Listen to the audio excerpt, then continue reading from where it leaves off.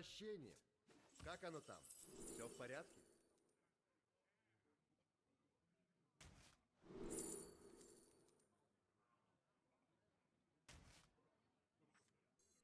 Горе тому, кто бросит мне вызов! Горе тому, кто бросит мне вызов!